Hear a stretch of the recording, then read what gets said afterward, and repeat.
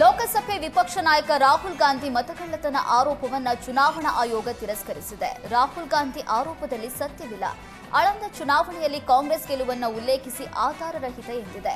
ಇನ್ನು ಆನ್ಲೈನ್ ಮೂಲಕ ಮತದಾರರನ್ನ ಡಿಲೀಟ್ ಮಾಡೋದಕ್ಕೆ ಸಾಧ್ಯವೇ ಇಲ್ಲ ಅಂತ ಚುನಾವಣಾ ಆಯೋಗ ಸ್ಪಷ್ಟಪಡಿಸಿದೆ.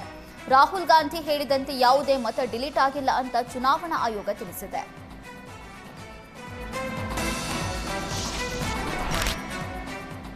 ರಾಹುಲ್ ಗಾಂಧಿ ಆರೋಪದ ಬೆನ್ನಲ್ಲೇ ಬಿಜೆಪಿ ತಿರುಗೇಟು ಕೊಟ್ಟಿದೆ. ರಾಹುಲ್ ಆರೋಪ ಅಲ್ಲಗಳೆದ ಅನುರಾಗ್ ಠಾಕೂರ್ ಮಾಹಿತಿ ನೀಡದೆ ಡಿಲೀಟ್ ಮಾಡೋದಕ್ಕೆ ಸಾಧ್ಯ ಇಲ್ಲ. ಸಾಕ್ಷ್ಯಗಳು ಇದ್ರೆ ಅಫಿಡವಿಟ್ ಸಲ್ಲಿಕೆ ಮಾಡಲಿ ಅಂತ ರಾಹುಲ್ಗೆ ಸವಾಲ್ ಹಾಕಿದ್ರು. ಕಾಂಗ್ರೆಸ್ಗೆ ಭಾರತದ ಪ್ರಜಾಪ್ರಭುತ್ವದ ಬಗ್ಗೆ ನಂಬಿಕೆ ಇಲ್ಲ ಅಂತ ಆರೋಪಿಸಿದ್ರು. ರಾಹುಲ್ ಗಾಂಧಿ ರಾಜಕೀಯಕ್ಕಾಗಿ ಸುಮ್ಮನೆ ಆರೋಪ ಮಾಡ್ತಿದ್ದಾರೆ. ರಾಹುಲ್ ಪದೇ ಪದೇ ಸುಳ್ಳು ಹೇಳಿಕೆಗಳನ್ನ ನೀಡ್ತಾರೆ ಅಂತ ಕಿಡಿಕಾರಿದ್ರು.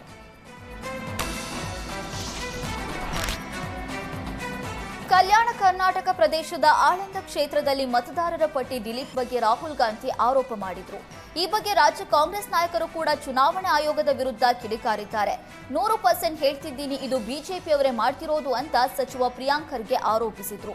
ಇದರ ಬಗ್ಗೆ ನನ್ನ ಬಳಿ ಅಧಿಕೃತ ದಾಖಲೆ ಇದೆ, ಸಮಯ ಬಂದಾಗ ನಿಮ್ಮ ಮುಂದೆ ಇಡ್ತೀವಿ ಅಂತ ಪ್ರಿಯಾಂಕ್ ಖರ್ಗೆ ತಿಳಿಸಿದ್ರು. ಇನ್ನು ಬಿಜೆಪಿಯವರಿಗೆ ಪಾಪ್ಯುಲಾರಿಟಿ ಕಡಿಮೆ ಆಯಿತು, ಹೀಗಾಗಿ ಮತಗಳನ್ನ ತೆಗೆಯುವ ಕೆಲಸ ಆಗ್ತಾ ಇದೆ ಅಂತ ರಾಮಲಿಂಗಾರೆಡ್ಡಿ ಆರೋಪಿಸಿದ್ದಾರೆ.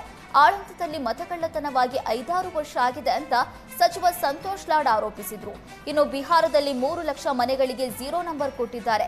ಇದೇ ರೀತಿ ತಂತ್ರಗಳನ್ನು ಉಪಯೋಗಿಸಿ ಮೋದಿ ಗೆಲ್ತಿದ್ದಾರೆ ಅಂತ ಸಂತೋಷ್ ಲಾಡ್ ಆರೋಪಿಸಿದ್ದಾರೆ.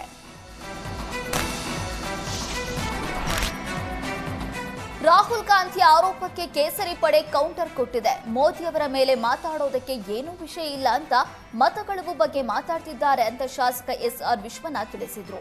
ರಾಹುಲ್ ಗಾಂಧಿ ಜೊತೆ ಪ್ರಚಾರ ಗಿಟ್ಟಿಸೋದಕ್ಕೆ ಆಳಂದ ಶಾಸಕರು ಹೋಗಿದ್ದಾರೆ. ಬಿಜೆಪಿಯಲ್ಲಿದ್ದಾಗ ಅವರಿಗೆ ಇದು ಗಮನಕ್ಕೆ ಬಂದಿರಲಿಲ್ವಾ? ಕಾಂಗ್ರೆಸ್ಗೆ ಹೋದ್ಮೇಲೆ ಬಿಆರ್ ಪಾಟೀಲ್ಗೆ ಅರಿವಿಗೆ ಬಂತ ಅಂತ ವಿಶ್ವನಾಥ್ ಪ್ರಶ್ನಿಸಿದ್ರು. ಕಾಂಗ್ರೆಸ್ನವರದ್ದು ಮತ ಬಾಕ್ಸ್ಗಳನ್ನೇ ಕಳ್ಳತನ ಮಾಡಿದ ಇತಿಹಾಸ ಇದೆ ಅಂತ ಆರೋಪಿಸಿದ್ರು. ಇನ್ನು ದಿಕ್ಕು ತಪ್ಪಿಸುವ ಯತ್ನದಲ್ಲಿ ಕಾಂಗ್ರೆಸ್ ವಿಫಲವಾಗ್ತಾ ಇದೆ ಅಂತ ಹೇಳಿದ್ರು. ಬಿಹಾರ ಚುನಾವಣೆ ಮುಗಿದ ಬಳಿಕ ಅವರು ಮತಕಳ್ಳತನದ ಬಗ್ಗೆ ಸುದ್ದಿಗೆ ಬರಲ್ಲ ಅಂತ ಹೇಳಿದ್ದಾರೆ.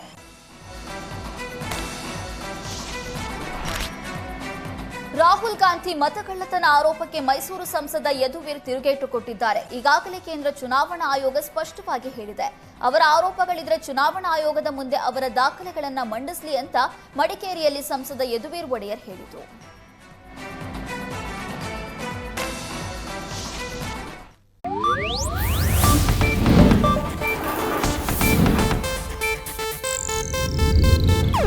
ಇದು ಏಷ್ಯಾನೆಟ್ ನ್ಯೂಸ್ ನೆಟ್ವರ್ಕ್ ಪ್ರಸ್ತುತಿ.